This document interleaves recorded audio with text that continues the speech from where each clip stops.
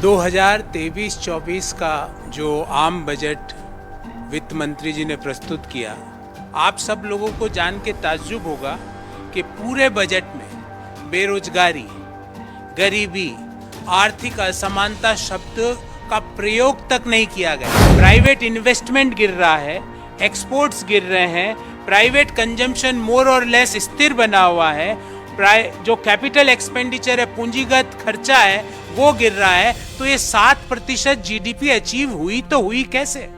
इसका कोई व्याख्या इस बजट में नहीं दी। मौजूदा वित्तीय वर्ष में क्वार्टर दर क्वार्टर देश की जीडीपी ग्रोथ रेट गिरी है। मौजूदा वित्तीय वर्ष के पहले क्वार्टर में 13.5%, दूसरे क्वार्टर में 6.3%, तीसरे क्वार्टर में 4 से 4.5% के बीच और चौथे में भी है। तो देश क्वार्टर दर क्वार्टर मौजूदा वित्तीय वर्ष में जीडीपी ग्रोथ गिरी है। नमस्कार साथियों, 2023-24 का जो आम बजट वित्त मंत्री जी ने प्रस्तुत किया, वो ऐसा बजट था जो भारत की आर्थिक समस्याएं जो हैं उसमें इस बजट में उन समस्याओं का कोई निवारण या उन समस्याओं को इंगित तक नहीं किया गया। आप सब लोगों को जान के ताज्जुब होगा कि पूरे बजट में बेरोजगारी, गरीबी, आर्थिक असमानता शब्द का प्रयोग तक नहीं किया गया। पुअर, गरीब का शब्द का प्रयोग भी मात्र 2 दफा पूरे बजट भाषण में वित्त मंत्री जी ने किया। इससे ये समझ में आ जाता है कि ये आम बजट किसके लिए बनाया गया था और इसका फोकस कौन था। सबसे पहले हम कुछ नंबर्स की बात करेंगे। 2021-22 में देश की जीडीपी 232,14,703 करोड़ वित्त मंत्री जी ने बताई थी और ये भी बताया कि नॉमिनल ग्रोथ 11.1% रहने की उम्मीद है। उसके अनुसार 22-23 की जीडीपी 258 लाख करोड़ रुपया होनी चाहिए थी, पर 2021-22 की जीडीपी को फिर रिवाइज किया गया। जो पहले 232.14 लाख करोड़ बताई गई, उसको 236.64 लाख करोड़ रुपया उसको रिवाइज किया गया।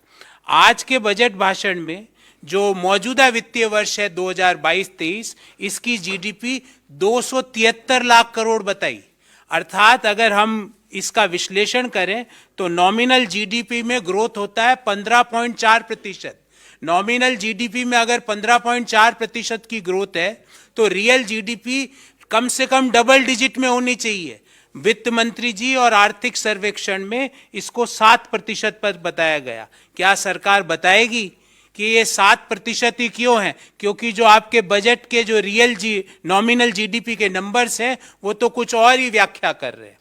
दूसरी बात, जो सरकार का जो कैपिटल एक्सपेंडिचर है, वो जो एस्टिमेट किया था मौजूदा वित्तीय वर्ष में 10,67,889 करोड़, 10.678889 करोड़, जबकि रिवाइज एस्टिमेट में वो 10,53,862 करोड़ हुआ। मतलब जो पूंजीगत खर्चा सरकार करना चाहती थी वो भी पूरा नहीं कर पाई।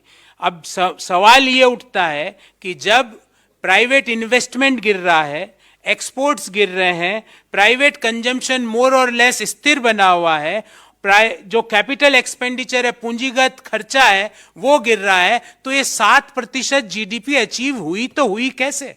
इसका कोई व्याख्या इस बजट में नहीं दी गई। उसके अलावा जो मौजूदा वित्तीय वर्ष के 2 पहले क्वार्टर के जो रिजल्ट आए, 13.5% की ग्रोथ और 6.3% की ग्रोथ, तो पहले हाफ ईयर में देश की जीडीपी ग्रोथ हुई 9.9%। अगर हम मान भी लें कि 7% की जीडीपी ग्रोथ होगी तो आने वाले जो क्वार्टर 3 और क्वार्टर 4 है उसकी ग्रोथ 4 से 4.5% रहेगी। अर्थात मौजूदा वित्तीय वर्ष में क्वार्टर दर क्वार्टर देश की जीडीपी ग्रोथ रेट गिरी है। मौजूदा वित्तीय वर्ष के पहले क्वार्टर में 13.5%, दूसरे क्वार्टर में 6.3%, तीसरे क्वार्टर में 4 से 4.5% के बीच और चौथे में भी है। तो देश क्वार्टर दर क्वार्टर मौजूदा वित्तीय वर्ष में जीडीपी ग्रोथ गिरी है। ये भी बड़ी ताज्जुब की बात है कि देश की सरकार देश की प्रमुख स्कीम्स में जितना खर्चा करने का सोचती है उतना खर्च भी नहीं कर पाती है। कुछ उदाहरण आपके सामने रखता हूं। कृषि पर सोचा था सरकार ने कि 83,521 करोड़ रुपए खर्च करेगी, जबकि इसको रिवाइज कर दिया गया 76,279 करोड़। पीएम किसान पर 68,000 करोड़ रुपया खर्च करने का बजटरी एस्टीमेट था, जबकि वास्तविक खर्च हुआ 60,000 करोड़। एजुकेशन पर शिक्षा 1,04,278 करोड़ रुपए खर्च करने का बजटरी एस्टीमेट था, खर्च किया मात्र 99,881 करोड़। हेल्थ पर 86,606 करोड़ की जगह 76,351 करोड़। सामाजिक वेलफेयर पे 51,780 की जगह 46,502 करोड़। शहरी विकास पर 76,549 करोड़ की जगह 74,546 crore. Development for the SC community पे 8,710 करोड़ खर्च करने का सोचा था और खर्च किया मात्र 7,722 करोड़। शेड्यूल्ड ट्राइब्स के विकास पर सोचा था 4,111 करोड़ रुपए खर्च करेगी सरकार, खर्च किया मात्र 3,874। माइनॉरिटीज के डेवलपमेंट पे बजटरी एलोकेशन किया गया था 1,810 और खर्च किया मात्र 530 करोड़ रुपया। और जो वल्नरेबल ग्रुप्स है उन सोचा 1,931 करोड़ रुपया खर्च करने का बजटरी एस्टीमेट था, इसको रिवाइज करके कर दिया 1,821 करोड़।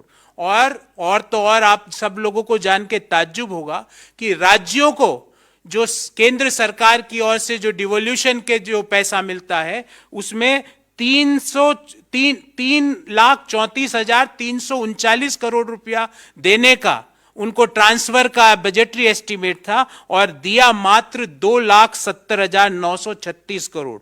अर्थात ये 64,000 करोड़ रुपया राज्यों का जो हक था उनको नहीं मिला। अब करों की बात करते हैं। कोई मेजर करों में कटौती नहीं की गई, सिवाय जो न्यू टैक्स रिजीम में जो लोग ऑप्ट करते हैं उनमें छोटा सा मार्जिनल फेरबदल किया गया। जो इनडायरेक्ट टैक्सेज है उसमें कोई कटौती नहीं की गई।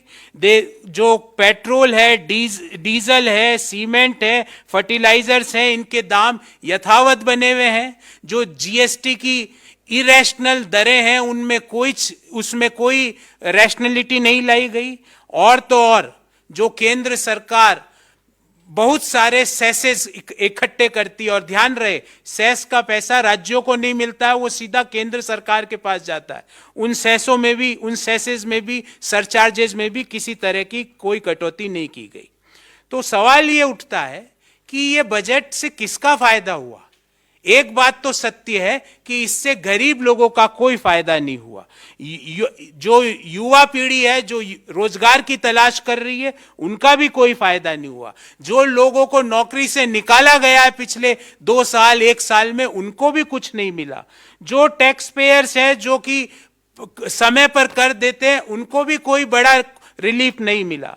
जो माताएं बहनें गृहिणियां हैं उनको भी किसी तरह का फायदा नहीं हुआ।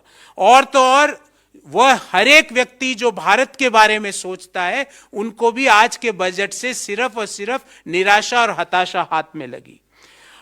ये बजट मुख्य रूप से उन लोगों के लिए इंगित किया गया था जिनके पास देश की अधिकांश वेल्थ है। और जो रिपोर्टें आई है ऑक्सफैम की रिपोर्ट या और जो इनइक्वालिटी रिपोर्ट है, आपको पता होगा कि 1% भारतीयों के पास देश की कितनी कुल संपत्ति है।